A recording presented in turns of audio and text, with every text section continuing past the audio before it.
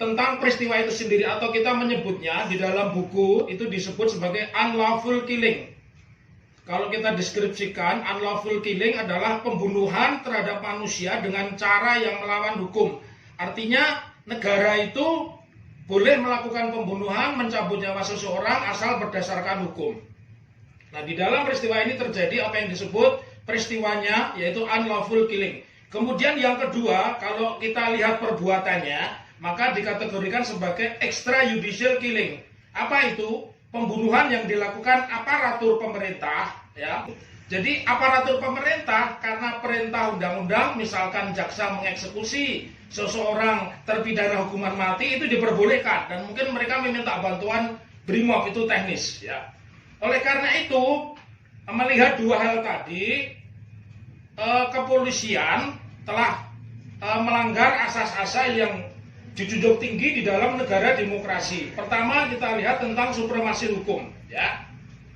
Kemudian tadi disebutkan oleh Bu Husnul, ya, saya menyebut sebagai persamaan di dalam hukum atau equality before the law ini. Kemudian yang ketiga, asas legalitas atau due process of law.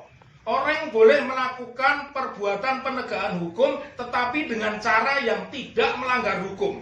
Nah, di dalam peristiwa 7 Desember yang sampai dengan sekarang kalau saya menghitung itu 7 bulan. Asas hukum acara kita ini mengenal, atau SPP kita, sistem peradilan pidana kita ini mengenal apa yang disebut one for all mechanism. Satu, hukum acara berlaku untuk semua, apapun peristiwa pidananya, hukum acaranya sama. Kalau kita melihat dari kurun waktu, tadi ada perbandingan dengan peristiwa Habib Rizik yang sekarang sudah vonis, ya, dibandingkan dengan peristiwa 7 Desember sampai dengan sekarang, bahkan ada sebuah proses disparitas, ada 3 disparitas.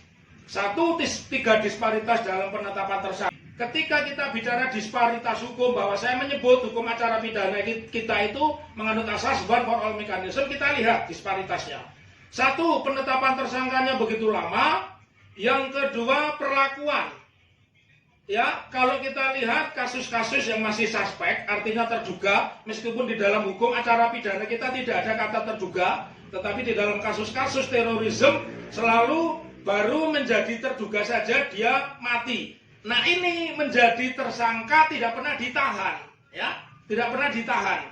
Kemudian disparitas yang ketiga, bahwa prosesnya begitu panjang, begitu lama, ya, memakan waktu 210 hari dan dengan ketidaksungguhan.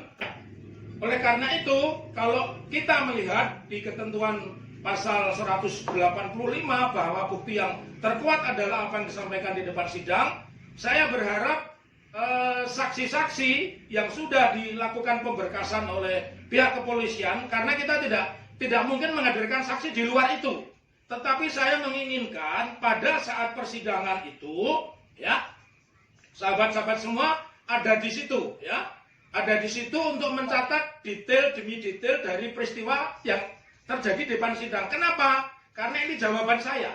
Jawaban saya nanti bapak-bapak bisa melakukan apa yang disebut sebagai gugatan perdata, gugatan perbuatan melawan hukum. Jadi kalau keadilan tidak didapatkan dengan fakta-fakta persidangan, nanti bisa melakukan gugatan perbuatan melawan hukum berdasarkan pasal 1365, ya,